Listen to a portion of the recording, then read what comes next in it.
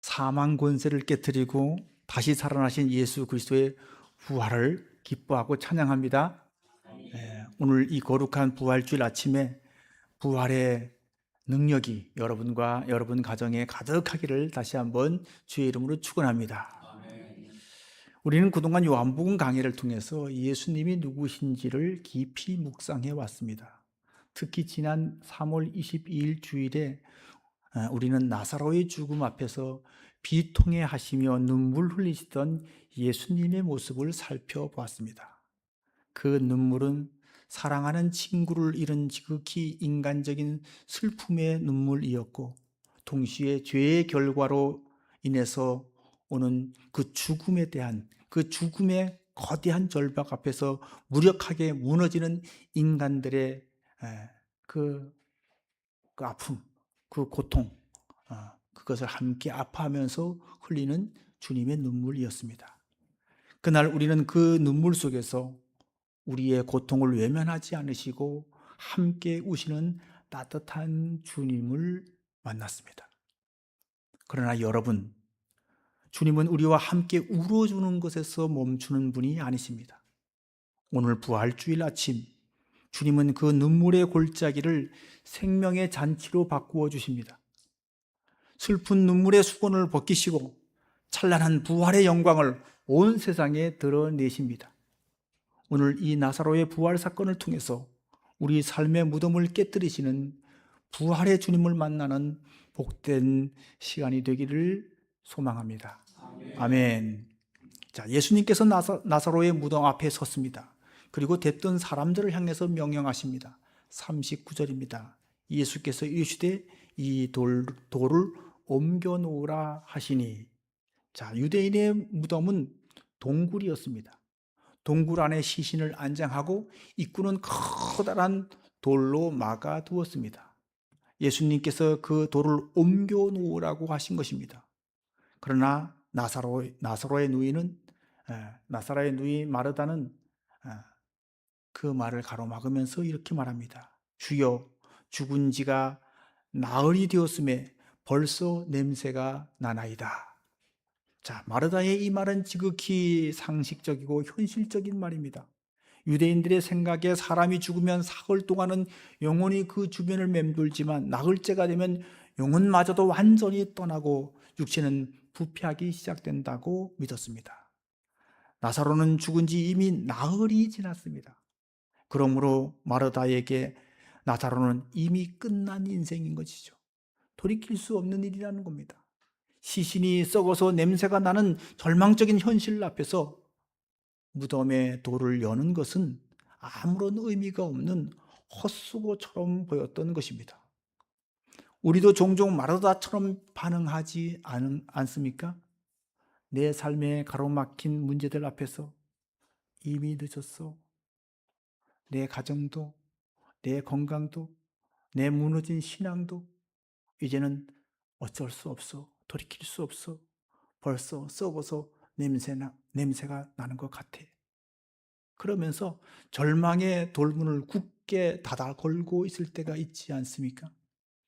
자, 그런데 여러분, 부활은 우리의 상식과 우리 인간의 계산이 끝난 바로 그곳에서 비로소 시작되는 하나님의 역사인 줄로 믿습니다. 이미 늦었다고 하는 인간의 절망이 하나님의 영광으로 바뀌는 현장이 부활입니다. 아멘. 독일 하노버에 가면 아주 독특하고 유명한 무덤이 하나 있습니다. 19세기 독일의 한 무신론자 백작 부인의 무덤입니다. 그녀는 평소에 예수님의 부활을 전혀 믿지 않았고 오히려 부활을 조롱했습니다. 그녀는 죽기 전 엄청난 돈을 들여서 자신의 무덤을 단단한 화강암과 거대한 대리석으로 덮게 했습니다. 그리고 그것들을 두꺼운 철줄로 꽁꽁 묶어서 봉인하게 만들었습니다. 그리고는 묘비에 이런 문구를 새겨놨습니다. 이 무덤은 영원히 열리지 않을 것이다. 자, 이 문구는 부활에 대한 조롱이었습니다. 부활이 있나? 없지. 그러면서 이 무덤은 절대로 영원히 열리지 않을 것이다. 이렇게 쏘는 것입니다. 그런데 몇 년이 지난 후 놀라운 일이 일어났습니다. 바람에 날려 작은 자작나무 씨앗 하나가 그 거대한 돌틈 사이에 떨어진 것입니다. 흙도 없는 그 좁은 틈에서 씨앗이 싹을 틔웠습니다. 세월이 흐르면서 그 작은 나무의 뿌리가 점점 화강 밑으로 뻗어 내려갔고, 그 자라나는 나무의 힘에 그 단단했던 철줄이 끊어지고 말았습니다. 그리고 영원히 열리지 않을 것이라고 했던 그 거대한 화강암 덩어리들이 깨지고 무덤이 열렸습니다. 여러분, 인간의 오만과 불신앙이 아무리 무덤을 굳게 닫아 걸어도 하나님이 심어놓으신 생명의 힘은 그 어떠한 단단한 돌물도 깨뜨리고 나올 수 있습니다. 오늘 여러분의 마음에 의심의 돌이 혹시 있습니까? 혹시 불신앙의 돌, 절망의 돌이 있다고 한다면 주님의 말씀에 의지해서 과감하게 그 돌을 옮겨 놓으시길 바랍니다. 그 돌이 여러분 옮겨지는 은혜의 역사가 있기를 바랍니다. 그때 주님의 부활의 생명이 일하실 줄로 믿습니다. 자, 이렇게 절망 가운데서 부실 없이 없는 일을 하지 말라고 하는 마르다를 향해서 오늘 주님은 말씀하십니다. 그리고 오늘 우리들을 향해서도 단호하게 말씀하십니다. 그것이 40절 말씀입니다. 예수께서 이르시되 내 말이 내가 믿으면 하나님의 영광을 보리라 하지 아니하였느냐. 이 말씀은 우리의 상식을 뛰어넘는 믿음의 논리에 대해서 말씀하고 있습니다. 세상은 보여주면 믿겠다라고 합니다. 기적을 보여주고 문제 해결이 되는 것을 눈으로 확인시켜주면 그때 믿겠다라고 하는 것이 인간의 상식입니다. 그러나 예수님의 논리는 정반대입니다. 내가 믿으면 보리라. 자, 이 말씀은 믿음이 기적을 보여주기 위한 조건이라기보다는 믿음은 하나님의 일하심을 알아보게 하는 영적인 안경이라는 뜻에 더 가깝습니다. 믿으면이라고 하는 조건이 아니라 믿음으로 보는 겁니다. 그렇습니다. 하나님의 영광은 믿음의 눈으로 보는 것입니다.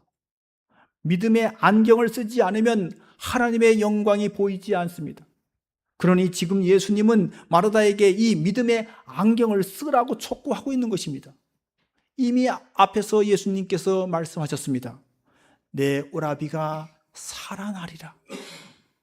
나는 부활이요 생명이니 나를 믿는 자는 죽어도 살겠고 무릇 살아서 나를 믿는 자는 영원히 죽지 아니하리니 이것을 내가 믿느냐? 마르다는 이 말씀을 다 들었습니다.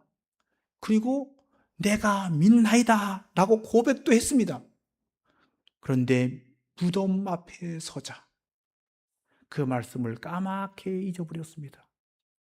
믿음의 안경이 벗겨진 것입니다. 현실의 무덤 앞에서 썩어가는 그런 지독한 냄새 때문에 주님의 말씀을 잊어버린 것입니다. 우리의 신앙이 흔들리는 이유도 마찬가지가 아닐까요?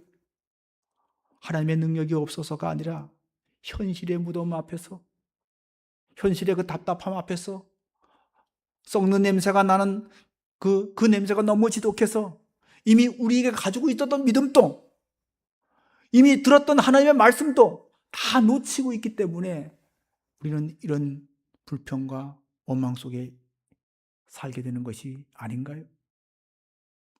여기서 본다고 하는 것은 단순히 나사로가 걸어 나오는 신기한 마술쇼 같은 것을 본다는 것이 아니라 하나님의 영광을 본다는 거예요.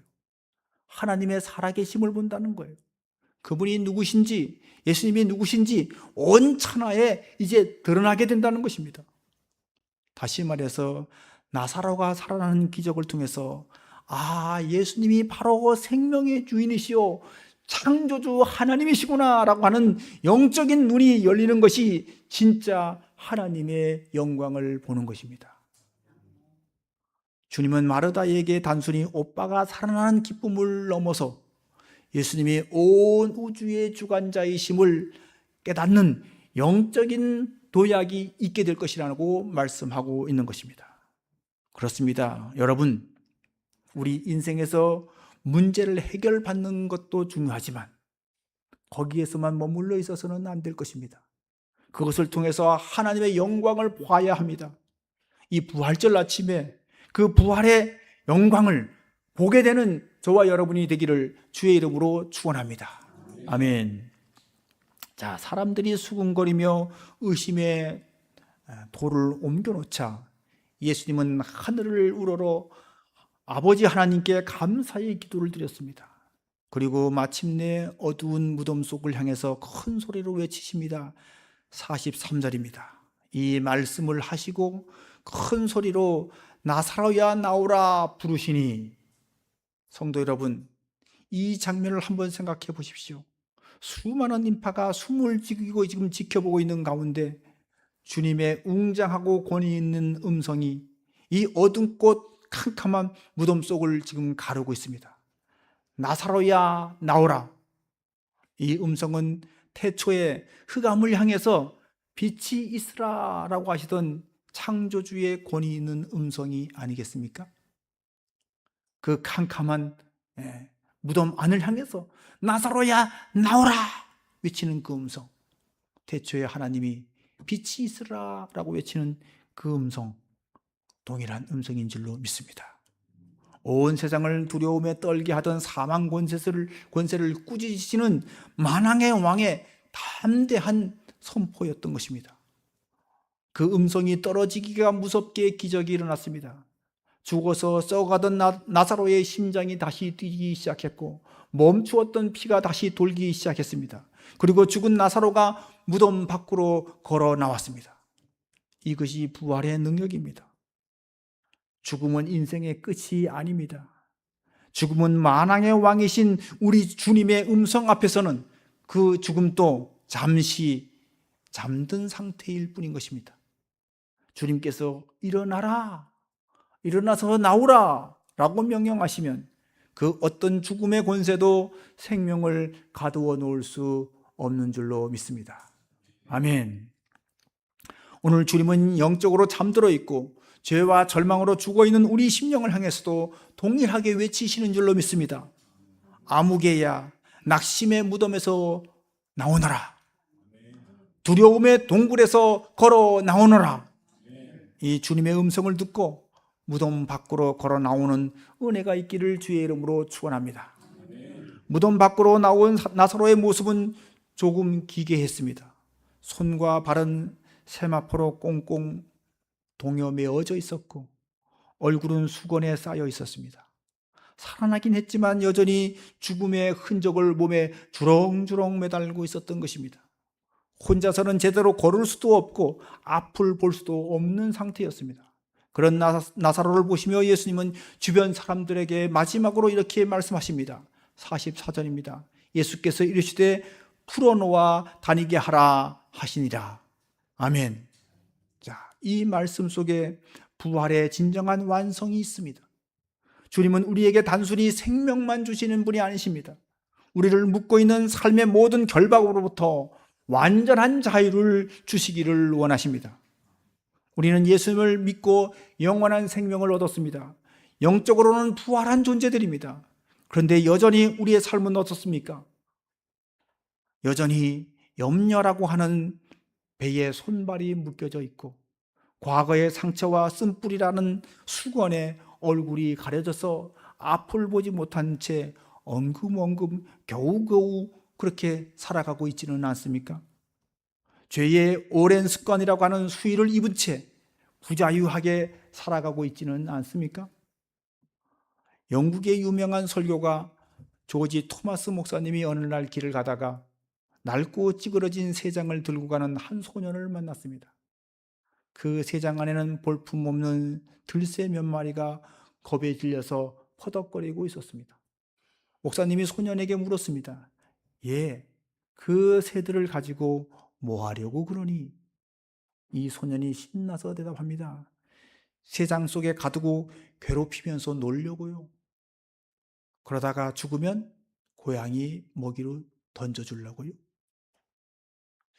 목사님은 그 새들이 너무나도 불쌍해서 그 소년에게 돈을 주고 그 새를 사겠다고 했습니다.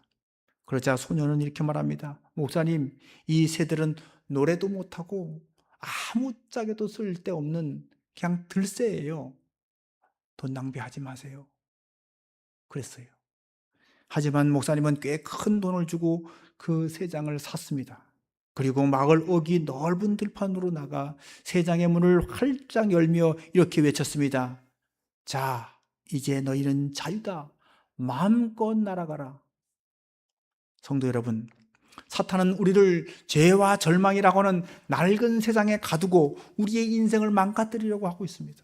그러나 예수님께서는 십자가에서 자신의 생명이라고 하는 가장 비싼 값을 치르고 우리를 사셨습니다. 그리고 오늘 부활의 아침, 우리 인생의 새 장문을 활짝 여시며 말씀하십니다. 그를 풀어놓아 다니게 하라. 이제 너희는 자유다. 아멘. 오늘 이 아침 여러분을 억누르고 묶고 있던 모든 어둠의 결박들이 예수 이름으로 끊어지고 온전한 자유함을 얻게 되기를 주의 이름으로 축원합니다. 아멘. 이제 말씀을 맺겠습니다. 오늘 본문에 나오는 나사로는 다시 살아났지만 안타깝게도 시간이 흐른 후에 다시 죽어서 무덤에 묻혔습니다. 나사로의 부활은 예수님 자신의 영광스러운 부활을 미리 보여주는 예교편이었기 때문에 그렇습니다. 오늘 본문의 사건이 있은 지 불과 며칠 뒤에 우리 예수님은 친히 십자가에서 죽으셨고 사흘 만에 무덤을 깨트리고 일어나셨습니다. 예수님의 부활은 다시 죽지 않는 영원한 부활이었으며 우리 모두가 있게 될 영원한 부활의 첫 열매가 되셨습니다. 주님은 말씀하십니다. 나는 부활이요 생명이니 나를 믿는 자는 죽어도 살겠고 무릇 살아서 나를 믿는 자는 영원히 죽지 아니하리라. 아멘. 사랑하는 성도 여러분, 나사로의 무덤 앞에서 눈물 흘리시던 주님이 이제는 승리의 주님이 되셔서 우리의 이름을 부르고 있습니다. 낙심하고 절망하고 좌절한 우리의 이름을 부르면서 거기서 나오라고 말합니다. 여러분, 절망의 돌문을 굴러내시기 바랍니다. 그리고 무덤 밖으로 걸어 나올 수 있기를 바랍니다. 나를 묶고 있던 것 모든 결박을 풀어 헤치고 부활의 주님과 함께 찬란한 생명의 삶으로 힘차게 걸어가는 복된 저와 여러분 될 수 있기를 주의 이름으로 축원합니다. 아멘. 기도하겠습니다. 생명의 주관자 되시는 하나님 아버지, 사망의 그늘진 골짜기 같았던 우리 인생에 찬란한 부활의 아침을 주시니 감사를 드립니다.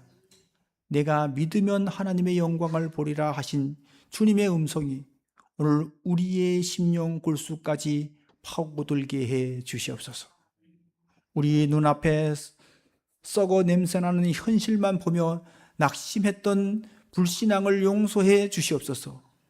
이제는 믿음의 안경을 쓰고 환경 너머에서 우리를 위해서 일하시는 하나님의 영광을 보게 해 주시옵소서. 우리를 묶고 있는 죄의 습관과 염려의 결박을 예수님의 이름으로 끊어주시고 이제 부활의 생명을 가진 자답게 당당하게 자유를 누리며 살게 해 주시옵소서. 죽음의 권세를 이기시고 영원한 소망이 되신 부활의 주 예수 그리스도 이름으로 간절히 기도드렸사옵나이다. 아멘.